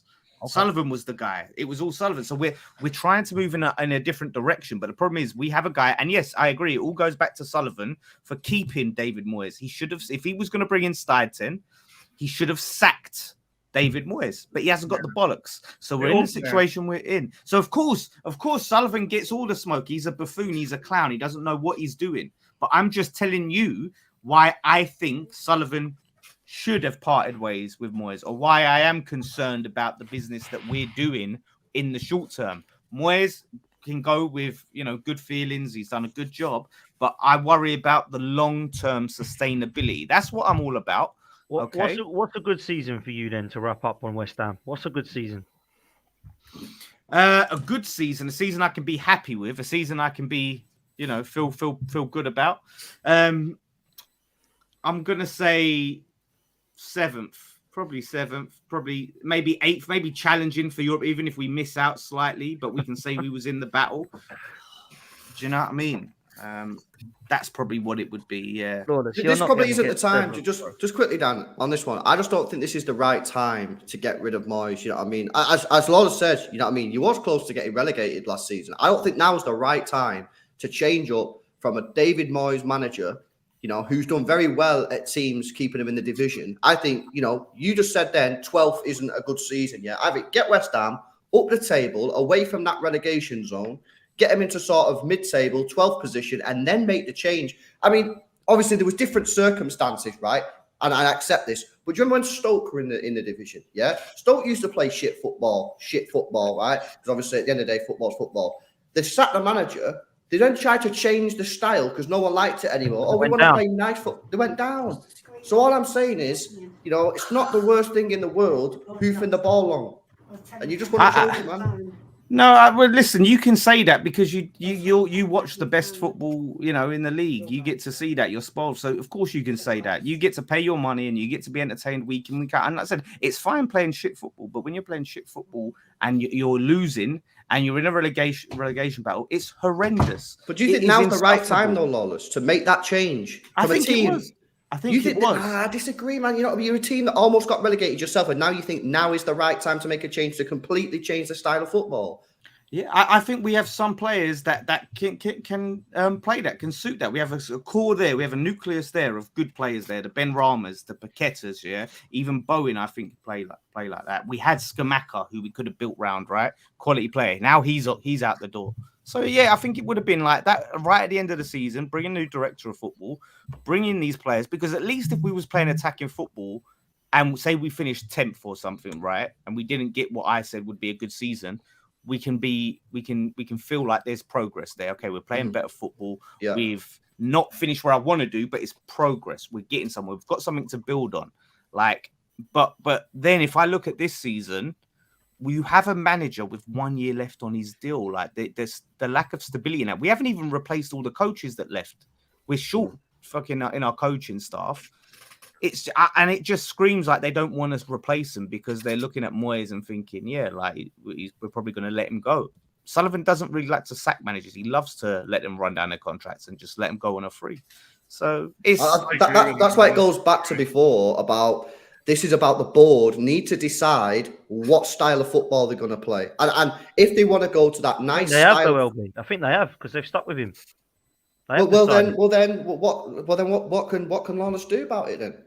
He's got to then he's got to then go to the board, and the fans have to go to the board and say we don't want to. You know, it's not on Moyes anymore. Moyes is going to stay there. He's going to walk out the job. You know what I mean? We want you to change the style of play, but I just think it's a risky thing to do it right this moment in time. Well, when fans are saying Moyes out and holding up Moyes out banners, who do you think that's for? Who do you think the audience is for those Moyes out banners and Moyes out chants? It's the board. It's the board. That's when you're saying Moyes out. That's for the board. That's the audience for it. Yeah, but usually when fans want the board out, they look at Everton. You know that they did it towards the board. United did it when they had that Ed guy in charge. Dan, I can't remember what he was. Well, we did it when we had Moyes in charge last time round. We did it. We had that big protest at Burnley and threw coins at the board. You know, not that I condone that. Here's a question though for you, Lawless, because obviously you know more West Ham fans than me. Are West Ham fans universal on this? Do all West Ham fans want to play the nice football? Because this is a problem, right? No, I think all West Ham fans would love to play better football, but I don't think all West Ham fans want Moyes out. Moyes definitely has his cult, basically. And not all of them are a cult. Some of them just, like what Moyes has done. I hate this, like, be careful what you wish for fucking thing. Look, Moyes is only, how many years has he really got left in him, to be honest? Honestly, I can see it. To me, that's harsh, man. In football. Oh shit, man. Jesus Christ! I'm just saying, like, imagine that. Listen, I'm not that anti-Moyes. I think Pod said it before that they've already decided the style of football that they're going to play going forward. Do you not see that there's more sense? And this is again not even on a banter thing. Do you not think there's more sense in if you aren't going to be unified getting him out, be unified in supporting him and giving him the best chance from a fan's perspective of being able to kick on. Bear in mind, he has just won a European trophy. So for the first time in a while, you should have a feel-good factor going into a new season. There shouldn't Why should we though? They've Why, not signed what anyone, have though. we? Yeah, we've not No, signed it. What have we done that's- to give a feel good factor? Yeah, but that's one side of it, not signing someone. And I get that you Well, will yeah, get we've players also who- sold shitloads of players as well. you Let's will let get players go. You're still gonna get players in before the end of the window. That's the assumption, isn't it? You aren't gonna go the entire window without But it's the signing 8th of someone. August. And I know Yeah. that, and I still don't think you'll get all of his targets. But I'm saying the assumption is you're still going to go and buy people and players to come in between now and the end of the season. Or Yeah, but they've got to be the right people, Errol. They've got to be the right people. It will end up being Everybody panic buys. There'll be panic buys in the end. Everybody hopes that they're going to be the right people, but there's never going to be a guarantee. What I'm saying is, though, I'm not saying he has to have your unwavering support, but do you not think going into a new season after the back of what he's achieved last season to be unified and give him the platform to prove he's right or wrong, but at least be able to die on his sword? I've already said I'm going to give him some time at the start of the season. I'm just giving you my opinion. I'm not sitting out there going, Moyes out, Moyes to be sacked. Yeah. But if I'm asked a question about how I feel like, yeah, it would have been best if he had went at the end of the season. Now he's here. Of course, he has to prove it now that he can really, improve on what happened last season. Obviously, the trophy was all well and good. The competition didn't exist a few years ago, right? Without that competition, you look at what that season would have looked like. Like I said, it was in a relegation battle after spending £200 million. So now he was a game away from saving his job, wasn't he, Lawless? Essentially, let's be honest. If he lost the final, we're not having this conversation. He's gone. Exactly. It was one game against Fiorentina. That's his job was on a knife edge. I say, and I said this to you, Lawless. I say you just make sure you're safe, and you get to a new year and say, right, what cups are we in? Because we need to win one of these. Because we ain't going down, so we need to win one of these. And just, this 7th place. Why do West Ham fans want to come 7th, win a trophy and come 15th? It don't matter. But you can't. Yeah, but you say that like it's so easy. If it was so easy, you would have done that last season. It's easier to do that than come 7th in the league for West Ham this season, in my opinion. What I've seen in the top 7 or top 8 clubs in the Premier League. For me, West Ham have just won a trophy. Surely you want to go now and say, right, what can we do on top of that? Because for me, West Ham, I don't think you're going to win the Europa League. You're definitely not going to win the Premier League. I don't think you're going to get top 4, top 6. So what else is there for a successful season? When I ask you, you're like, I don't really know. Like 7th, I'll go for. That's not going to happen, my friend. I can tell you that now. With the squad that you've got, that ain't going to be good enough for 7th. So go for the Carabao. But it's good Cup. enough to win. It's good enough to beat fucking Man City or Liverpool or someone in the Carabao Cup. It's good enough for that. Yeah, is that what we're saying? It is easier. Because Manchester City play their second string team. Liverpool do. Arsenal do. West Ham don't do that, and they go and do it. That's why I couldn't believe Tottenham last season played Sheffield United with a B team. Because for me, there was a route to the final with the FA Cup. A team that haven't won a trophy and get bantered every year for not winning one. You've just won one. I would be all out for another cup if I'm West Ham. I'm not trying to get 7th place to try and qualify for a Conference League. Already won. But you have to. You can't just fucking throw away the league like that and just. So you wouldn't then. You get Why to would the new year and be 12th, and you're going to go concentrate on trying to get 7th. So Potts, this is the problem. This is the problem, right? If we went for it, you don't think we're good enough to to get 7th if we tried, right? So if we try for fucking 12th, well, imagine where we can finish then. Probably get relegated. Like you've got to. I'm not saying try for 12th. I'm just saying get yourself safe so you're nowhere near the relegation zone and go for a cup. Because in January, the FA Cup hasn't even started yet in January, right? The Carabao Cup, if you're there in January in the new year, you're basically 2 games away from winning the competition. Newcastle ain't won a trophy since the 50s. Why don't they prioritize the cup? I'm just saying. West Ham. I'm just saying. You've got to be able. You've got to try and do both because the league, as they say, is your bread and butter, and that's. Personally, I don't think Paqueta and Alvarez will accept that. Just fighting for a trophy. If they go and fight for a cup, there's no guarantee. They might fight for it. There's no guarantee they win it. But I tell you what, Lucas Paqueta will be knocking on whoever the manager is door at the end of the season and be asking to leave the club. There's already been murmurs that he's unhappy, but he wants to be playing at the highest level, not just fighting for a cup and hoping that he wins it. He wants to be guaranteed playing in Europe every season because that will start to have a detrimental effect on him getting into the international team. So Yeah, it's all well and good saying that, but some of the best players that are now at West Ham now, who would you consider your top players? I imagine Paqueta's one of them, but who else is in there? Bowen, Gued. You know, so are they going to accept just fighting for a cup, not necessarily winning it, but fighting for one? Yeah, they're going to want to be secure in European football because some of those players came from playing regular European football. What did they go to West Ham for then?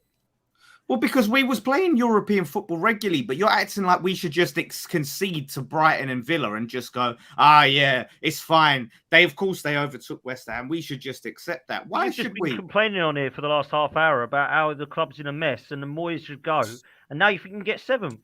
Because I don't think I know, because that's what we should be aiming for, Potts. So if that's not being delivered, if we're not competing for Europe, well, then something's going wrong, isn't it? So then something needs to be done. And whether that's a change in manager or whatever, or a massive investment, something needs to be done. We need to be trying to build a team that can do that and get a manager that can do that. And rather than just trying to go, like the window is still open. So why should we concede? Like they should be doing everything they can now to go, right, let's get the personnel in that can have us challenging for those spots, right? And can have us doing that on multiple fronts. Like we finished 7th with and got to a semi-final, right, of the Europa League. We came within 2 points of 6th. So why can't we build a team that can do that again? Why not? Without maybe bringing in 2 winners as well. Bringing in 2 winners in McTominay and Maguire, mate. Carabao Cupman is, mate. You're bringing in the pedigree. Let's move, man. You also have to all right, go on. Let's move. Let's move, man. We've spoken about that club enough. We know they're in a mess. And let's see what they do. But they keep their squad. They'll get 7th, and it'll be a good season. Billy and Pete, I wanted to end with you two because obviously you've got each other at the weekend. This is going to be a sick game, man. I can't even lie. I'm actually looking forward to this one, probably as much as I am for like the Chelsea Liverpool one. I think it is. It's a start. I think this one's going to be ridiculously good, man. 2 managers I think that could have been up for manager of the season last season. 2 squads that I think are looking very healthy. 2 clubs that are going in the right direction. Start with you, Bill. I've tipped Villa for a good season. Some people haven't because they've said that because you're in competitions now, it's going to be hard and the squad depth ain't there. I kind of agree that you're maybe 2 or 3 players short still, but I really like what Emery's done. And this game this weekend against Newcastle is a big test for Villa to prove that they are serious this season, man. Big test, huge game. But from my perspective, I just can't wait for the season to start now. You know, I was down in Valencia on Saturday and speaking to Villa fans. You know, was that you getting your picture taken with the fans? Not quite. I mean, I'm surprised they didn't come and hoard me. Being on here, of course, but no. but speaking to the Villa fans that were down there, everyone is just so positive and so looking forward to this season ahead because everyone can see the vision of Unai Emery and where we're going as a club. And on the pitch, we're going upwards. And the style of play, everyone knows the style of play. You know, under Gerrard, you didn't know, constantly chopping and changing players. We had no identity. That's out the window now. We've got a real identity. We're really positive. It is fantastic to be a Villa fan at the minute. And I can't wait for the season to start. Saying that, I'll probably be humbled on Saturday evening when we go to St James's Park. Huge test. Fucking hell, we've got the 2 humblers here, haven't we? No, you win it. No, you win it. No, I don't mind you winning it. No, we're fine. You do it. It's fine. It's just out, Billy. Stick it out, son. I would if we weren't playing a top team in Newcastle away as well. If it was at Villa Park, maybe it'd be slightly different, but away at Newcastle, St James's Park, first game of the season, under the lights, it's going to be fantastic. It's going to be a raucous atmosphere there, and it's a real opportunity for us to go, we're the big boys now. You know, we're coming in.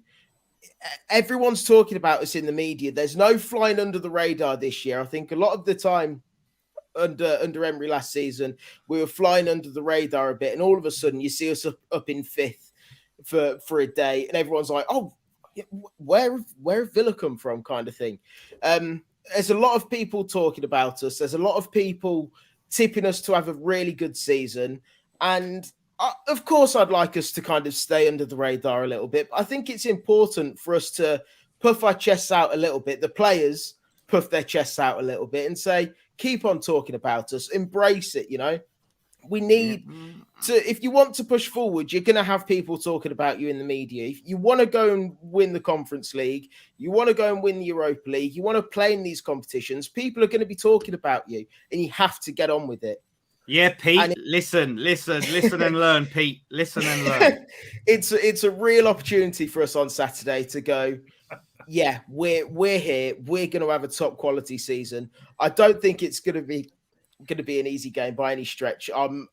But I'm looking forward to the event, and I just hope that Villa come away with the 3 points and that we have a good season as well after that, which, like I say, I think we will do a couple of good cup runs. I mean, my aim for the season is to be there or thereabouts in the Europe conversation, maybe hopefully Europa League conversation, and show that we've got enough squad depth to go far in the competitions. So that's what I'm thinking about Villa ahead of the season. Interesting. Just quickly before I go to Pete, Bill, Pau Torres, Moussa Diaby, Yuri Tielemans, all three of them I'm actually looking forward to seeing in a Villa shirt, man. So you guys must be buzzing for these three to see him, what they've been doing. I know in pre-season Diaby's already got a couple of really good goals as well, good performances. Yeah, Diaby's been quality, but the real standout for me, and I'm having to hold my hands up here, Yuri Tielemans is another level above. The one that couldn't get in your 11. yeah, and I'm more than happy to be proven wrong. I mean, if I was to pick the team for tomorrow, it would have to include Yuri Tielemans. He's just been phenomenal for us. And so, yeah, if Leicester have got any more fat, lazy people that don't want to be there, bring them our way. He's just been another level above, a cut above. And I mean, when I watch Yuri Tielemans, I don't see how he can't play against Newcastle. But then at the same time, I see Douglas Luiz. Who'd you start then in your midfield? Who'd you start then? It would have to be Kamara and Yuri Tielemans for me. A lot of people, a lot of Villa fans are saying, well, play all three of them with McGinn. We've not done that throughout the whole of pre-season. That's not going to happen. Emery's not going to try something on the first game of the season away at Newcastle. He's not going to try something. Midfield, not three now. You play two in midfield now. Yeah, so it'll be they will be the two central midfielders. McGinn will be that wide central midfielder as well. No Douglas Luiz. Not for me. But 60 minutes comes round. Yuri Tielemans may need coming off, and we bring him on with Douglas Luiz, who was one of our. I think he won Player of the Season last year. He's a phenomenal player, it's Douglas Luiz, and it's nothing against him. But what I've seen from Tielemans in pre-season has just been fantastic. His passing is just phenomenal, and yeah, I can't wait to see more of him in claret and blue.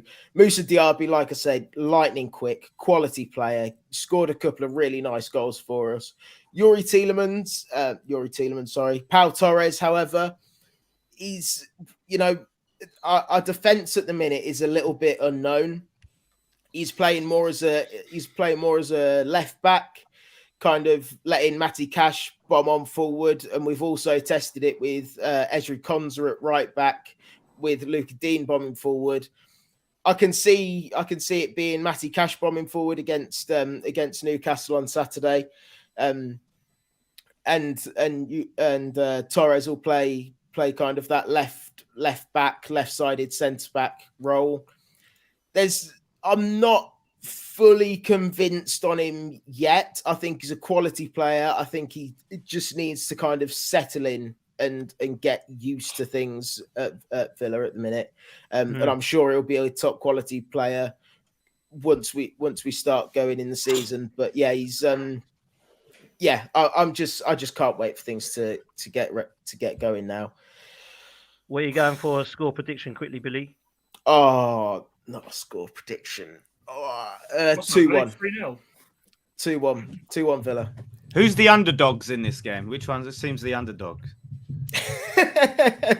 I think we've Not got us. to be the underdogs. I think it's very, very evenly balanced, man. And obviously, Newcastle at home, that's going to put the pressure on them. Yeah. Like they'll be expected to win this game, Newcastle. So the pressure's on Newcastle. Did Villa No, win I- that last season? Say that again, sorry, Dan. We won 4-0.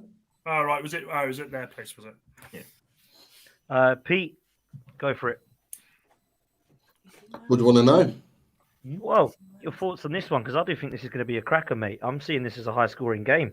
I think both teams are going to go for it. I don't think either team are going to sit back and be naive or try to, go for a keep it tight. I think you're both going to have it, and I think you both should have it. I think it'd be a cracker if you do that. I think both teams can win, but I look at Newcastle and I do think that they are the stronger side in terms of being at home, and I do think that you'll probably be the favourites, but I'm tipping Villa to have an all right season and to surprise a few, man. So what's your thoughts going into this one? Are you nervous? I'm tipping us to have an all right season as well. I'm looking forward to this season. I'm not going to lie. Champions League season, first time in 20 years, and I think the players are going to embrace it. Look, there's all this talk of chest out and all the rest of it. I'll put it down now. We will be competitive in this Premier League this season. We will be competitive. I love it. I think Newcastle United will be fighting anywhere between 6th and 3rd place this season, and I'll put it out there now. I love the fact that rival clubs like some of you guys and like lots of other people in social media are going, Newcastle haven't strengthened, they're not strong, the overlap. I love Carragher and Neville playing us down.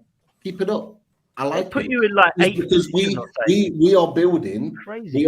We are building not like anyone expected us to. Everyone expected us to go out there and spend crazy money on some of the players that have gone this season, linked with like Kvaratskhelia that we talked about before, and all these. Like, remember when we talked about it on a previous show, and I said it's a load of bullshit. You guys, I'm laughing at Dan and Lawrence. Everybody else was kind of like, they're going to sign him. I was saying, no, we have signed small. Sandro Tonali, come out from nowhere, not even us. We weren't even linked with him, and bang, it was done. The same with Harvey Barnes. Again, scored 2 goals at the weekend, barely had a training session.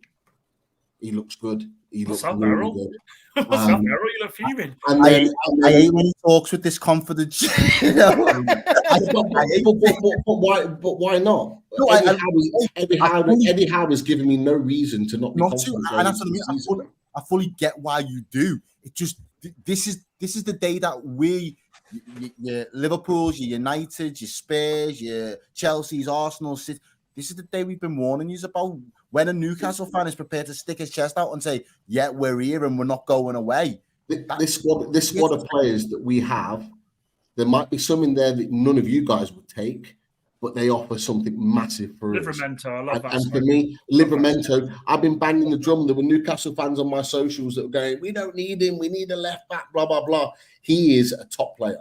If he's got over his ACL, which we believe he has, he is one of the season before last. He was one of the best right backs at 19 years old in the Premier League. Is he going to play left back though, Pete? No, I think he'll play right back. Trippier? I think they'll Where's Trippier going? I think they'll play Trippier left back at times. They'll play Okay. Dan Burn in some games. They'll switch it up. The one thing I'll say about Newcastle United over the course of the season, and I maintain it, if we do have a downfall in whatever reason and we don't hit our own targets of either getting Europe, Champions League, whatever it is, it will be down to managing 4 competitions. That's the one thing that we haven't done. We played last season in the Carabao Cup, got to the final. We played in the Premier League. We got knocked out early in the FA Cup. We now are fighting on 4 fronts, and the Champions League now becomes a priority, as well as the Premier League. Now, can Eddie Howe manage this squad of players to be able to manage all those 4? You look at LB, they went and did the treble. You look at Liverpool, they've gone and done that in the past, challenged in the Premier League, won the Champions League. Man United have done it in the past. Arsenal have done it in the past. Can we do that? That's the big question. We're not the underdogs like Billy is and Villa. By the way, Villa, there'll be some games next season where you won't get the freedom of being able to tear teams apart like you did last season. You will have issues that like we had where you'll have 10 men sit behind the ball and you've got to break them down. We didn't have the players to do This that. is like watching Yoda speak to Luke Skywalker. This is But glorious. am I wrong? Am I wrong in what I'm saying? No.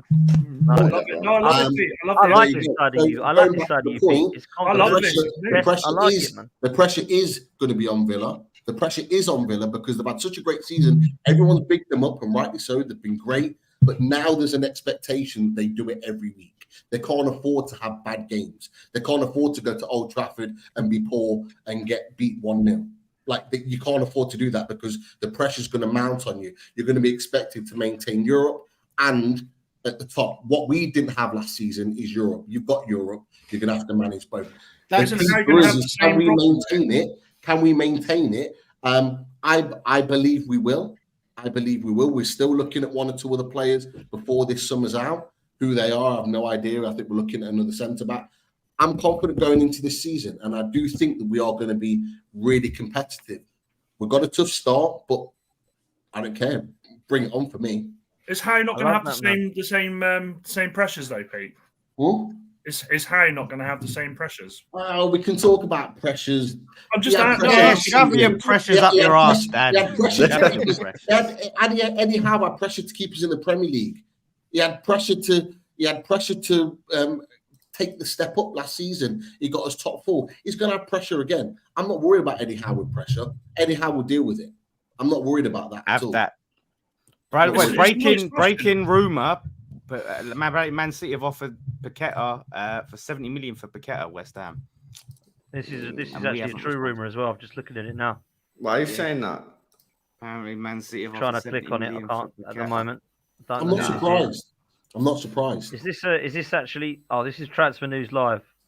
I don't think Man this is City have real. offered 70 million to sign Paqueta from West Ham. The London club have not responded yet. I don't Are think likely that's to real. reject it and demand more. McTominay's back on then, Lawless. McTominay's back on. McTominay and Ward-Prowse. Oh, wow. Yeah, I said you wanted to be like Brighton, selling all your best players. You know, this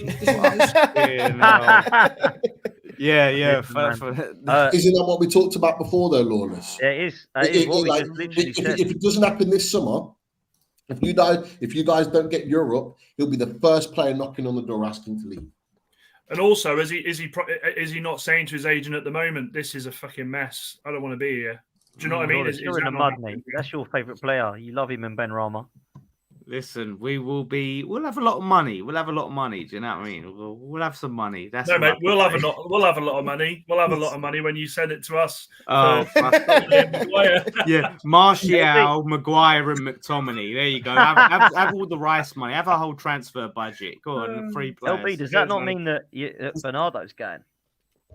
What are you getting? No, all the sources yesterday were saying that he's going to sign a new deal. So I think that's BS, mate. I think that news that's coming out now, I'm not. It's weird though. It's a very specific figure. You think there's got to be some? Maybe it's not completely true, but I think there's some fire with that smoke.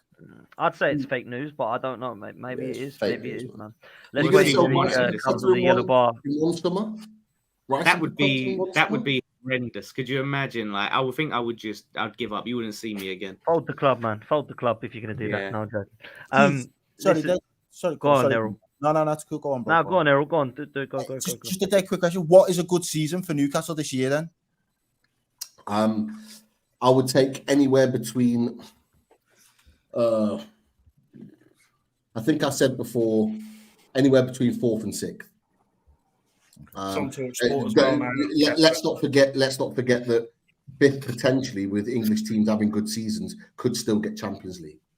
So anywhere between I think a good season is Champions League football again. If you qualify for Champions League football again, I think that's a good season for Newcastle. Is it 5th this season? European football, like Europa League. So 6th could get you Europa League. If we've been competitive in every competition, including the Champions League, if we get through to the latter stage of the Champions League, for example, and we've been getting to the latter stage of the Carabao Cup and the FA Cup, and we're finishing in the Champions League or finishing even 6th, that for me is is a progress season, because what we've done, we've been able to back it up again with European football on our backs too. And it shows that we can back it up and go again. And for me, I would be more worried, if I'm not a Newcastle fan, I'd be more worried about what we do next summer if we go and do that again. Because that's when I genuinely believe some of the players that you were expected us to sign, Potts being one of them, some of the players that you thought we might sign, I believe we'll start to then go for them next summer if we do that. I like what Newcastle are doing. I like Eddie Howe and turning the screw.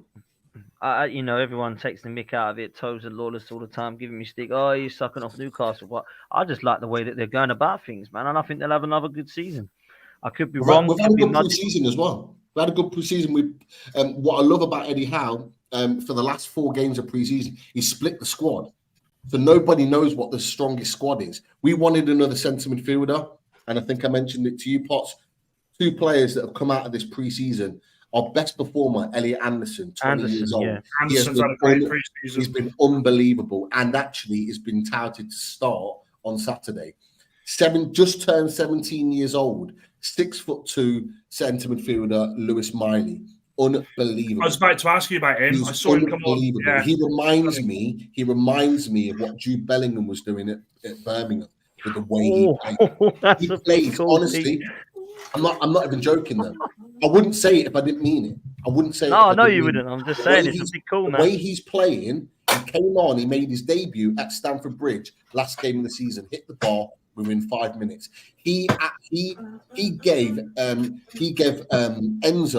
an absolute runaround in that 15 minutes he was on the pitch. He did the same again in the US when he played against him in pre-season. The guy, honestly, he looked a super talent. He's always Leicester tried to get him on loan. Howe said no. He's staying with the first team squad. He will get Champions League football this season. He'll get Premier League football this season. And honestly, if he develops anything like Elliot Anderson, I'm not even talking about Bellingham right now. If he ends up develops anything like him, not only have Newcastle got a hell of a midfielder on their hands, so have England. And I tell you what, that's why we haven't gone out and got another centre midfielder, because with Anderson and Miley coming through, which is exactly what we want homegrown talent coming through, Geordie boys coming through, and quality players. You got your chest out tonight, Pete. I'll give you that. Yeah, man. Big time. I like it. He's been doing a chest press today, innit? Pete don't always have this. I love the confidence, man. I love. Have you been on the brandy again, Pete? It's great stuff, man. It's great stuff. This is the thing. This is the thing. Like, if I've genuinely got something to say, and I've got a confidence about it and what I've observed, I'll say it. Like, I wasn't confident of us getting Champions League football this season. So I had the right to reserve that. This season, I think we're in a position where we can compete. We've already proven we can compete against like the teams like Arsenal. We didn't win last season at St. James, but we gave you a hell of a game. We've proven against Liverpool, against Man United, against Man City. We've proven we can do it. So I'm confident we can go and do it again, because we've got a better squad now than we had last season. Fair play to you, Pete. I wish I had your confidence right now. Let's just hope Sam don't clear you up and clip you up, and you know. Okay. And it goes. He needs to clip up himself, man. The amount of waffle he talks, like, oh yeah, look, we haven't got, you know, a first choice keeper and a second choice keeper. It's normal to have 2 first choice keepers now, so Ramsdale won't be pushed out. All of this. Well, nonsense. you know, let's see. Clip up himself, mate. Clip up himself. You're brave, man, to come for the producer, you know. Listen, it don't matter. That's what he did last season. He clipped up every single word I said last season. It was every show I was in there somehow. So listen, I might as well. What have I got to lose? He's going to come for me either way. I might. New energy this year, Lawless. Love it, mate. Look, there he is. There you go. Here he is. Look at him. Big up, Sam. Big up, Sam. Look at him. All right, listen. We get screenshots for him in the. We're going to close, man, because we've been on way too long and we've overrun as I thought we would. Let's close with this. I want everyone to give me what they believe their top 6, top 7 actually. In his 7th place gets this amazing Conference League of Lawless goes on about. I'll start. I think Man City will win. I'm going to go Arsenal 2nd. I'm going to go Liverpool 3rd. I'm going to go Newcastle 4th. I'm going to go Manchester United 5th. I think Chelsea will get 6th. And I think Villa will get 7th. What a safe, what boring I'm doing. prediction, Potts. Like, there's no accounting for What am I teams supposed to do? Go dropping for off. one? Oh, okay. Then I think wait, Brighton will win it. He's put Man U down two places from last season. So Chelsea finished fucking 12th last season, right? And Liverpool, where did they finish? What, 6th? Okay. So there's no accounting for teams dropping off and having disaster. It's just, let me pick my safe. It's the top 3. It's going to be the top 6. Listen, What's you yours can have then? your say, What's brother. yours? Let's see what Brighton's going to win it. Look, Forest will come second. I mean, what do you want me to say? That's what I think my 7 will be. I'm just saying it's a bit. It's a Get bit your safe. chance, I'm man. just saying. Let's see how safe yours is in a minute, shall we? All right, So that's my 7, man, in order. Go Dan on. United, what are you saying, bro? City first, Arsenal second, Newcastle third, United fourth.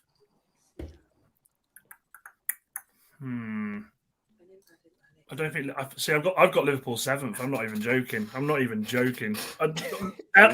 Errol, I'm not even joking.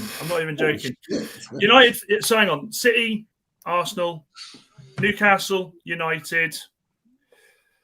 Oh, fucking hell. Chelsea,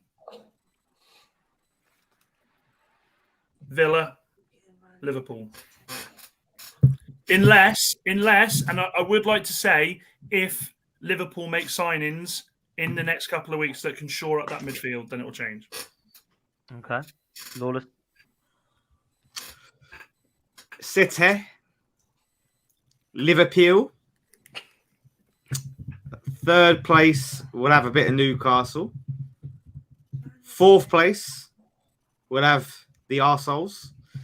5th place, we'll have Man United. No, wait, who did I? Oh, Liverpool. I said Liverpool. Yeah. 5th place, Man United. 6th place, Chelsea. 7th place, West Ham. I'm putting this in. I knew he was going to fucking West Ham. I knew it. All right, because something's going to happen. Either Moyes does a I good was job, eyebrow or raise again. either Your Moyes does a Dwayne good Johnson. job, or he gets sacked and we get a good manager and he gives us the bounce to 7th. So there you go. I need hell of a fucking Wow. bounce there, Lord. I mean, I knew you weren't going to go safe, but that is a madness at the end there. LB. Are we saying Kane's gone? I don't know, mate. We are saying he's staying at the moment.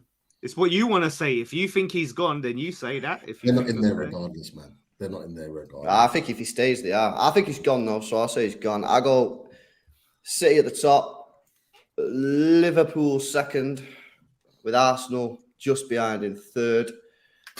I'll go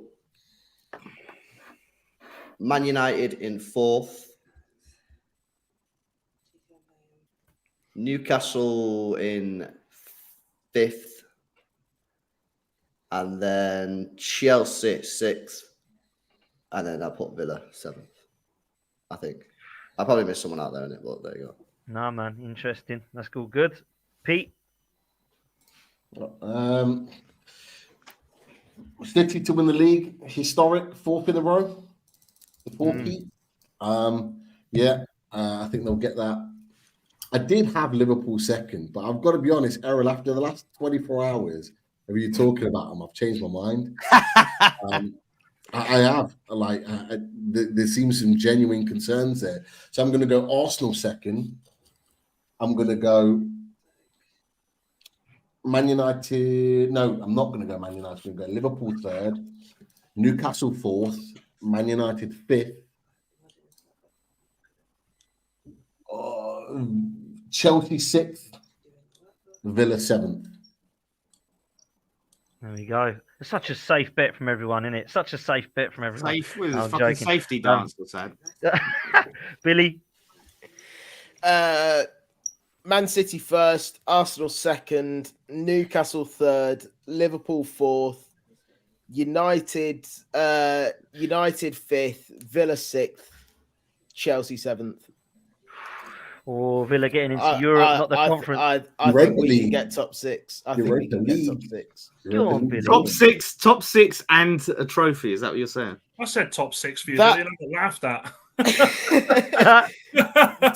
top 6 and a trophy would be an absolute dream. Is that what you're saying, though? I'd Is that take you top saying 10. I would take top 10 and a trophy. But is That your would be a prediction dream. top 6 and a trophy? Are you telling us? I'm saying top 6. I'm predicting Villa finish top 6. No trophy. We've not done anyone else having a trophy. Yeah, What? He's so trying, isn't he? He's so trying to clip you up, Bill. Don't stand for it. Don't stand for it. You've said your prediction, though. Say that again. Sorry, Pete. Apparently, Douglas Luiz has been linked with Spurs. Is he going? Apparently so. I can't see that happening at all. Silly season starting now. Silly season starting now. It's Football Insider anyway, so I don't know how much. I didn't know where it came from. I just heard that there was a link. I don't think that's that. I think they might be interested, but who knows? I don't think he'd go there anyway, if I'm being honest. But not surprised. City are going to get the 4 in a row. I still think that they're head and shoulders above everybody at this moment in time. The gap's still too big for anyone to really claw back. I don't think any team's done it yet, especially with the way the window's gone. I think second place is potentially Arsenal's. I think third could be Chelsea. I think fourth could be between Liverpool and Newcastle, but I'm going to say that we'll get fourth. Newcastle will get fifth. I'm going to say Brighton are going to get sixth. And I'm going to say Man U are going to get seventh. Oh, shit. I was thinking, where's Man U all this? Wait, no Chelsea. Yes, No, Chelsea. yeah, he did put Chelsea. Chelsea third. Third. Oh, Chelsea. No third. Brighton, no Villa, no Spurs. No, he said Brighton. Brighton, yeah. Oh, Brighton. who did you miss Brighton out then? seventh. Villa. Errol, Villa. would you have said United And 7th? West Ham. I'd have said Liverpool 7th. If I had said Liverpool 7th. Maybe Because you know you not. wouldn't. Maybe not. Do you know what it is? Do you know what it is for me? I think because Chelsea have got no Champions League and they've only got the Prem, I think it will eventually click and it will eventually come good. I think it's a toss-up between you and Brighton for seventh, if I'm honest, maybe sixth or seventh. I think you will probably be there or thereabouts. But again, the way last season was looking forward to this season already. I think Can't wait for this fucking season now. I feel like they're so close between those of missing out on that Champions League spot. I think it'll be the same again. That's what I'm saying about Spurs if they can keep hold of Kane, and no one agrees with it. But I think if they keep hold of Kane, which don't think will, if you believe the latest £95 million bid, I think they'll come top 5. You rate Postecoglou like that, yeah, Mr. Ange? You rate Ange? Yeah? You love him? You're feeling Ange? You feeling a bit of Ange? Yeah? Listen, I say this: they got one game a week with one of the best strikers in the world. They probably should have finished 4th last year, bar the absolute blow up that they had with Conte. What? And Son's going to get better this year. So shut up! What are you, Tobes? Are you Tobes? Is this Tobes? He was going to get better. Okay, maybe not fucking else. Shit. What's What's going on? I thought this was a space where I could give my opinions. Not without backlash. Hey, we gotta leave that for another night. Listen, we're gonna wrap up. Absolute legends as ever. Errol, I know you've got to shoot. Make sure you go follow Errol on Redmen TV and Solitaire's side up. Legend having you on as always, bro. Make sure you go over to the Total Screamers as well and follow Billy. Make sure you go over to Loaded Mag, who are how many away, Pete, from 6K? Less than 40. So if anyone's watching right now and you haven't logged on to Loaded Mag NFC, please just give us a favor. Some of the boys were on last night and loads of everyone else will be on. We've got Billy on Thursday. Come and give us a sub. Get us to 6K. Help us out. Massively appreciate it if you can. Absolutely, man. Make sure you go do that. Now, we are also around about 30 away from 11K. So make sure we can do that as well, people. Come on, we can do that now. There's over 700 of you watching. Let's get this done. XLB, make sure you go over to XLB and obviously you see him on City Extra as well. Make sure you go over to West Ham Fan TV and at the Lawless and follow Dan Lawless and give him some stick. And then also get over to United First, speak to Dan United and get involved with his content too. It's late. We're going to get out of here. We will see you next time. I'll be back tomorrow evening with the other lads. So make sure you come and give us a follow and subscribe and join us tomorrow at 10 p.m. We'll see you next time. Take it easy, people. Up the Arsenal. Laters.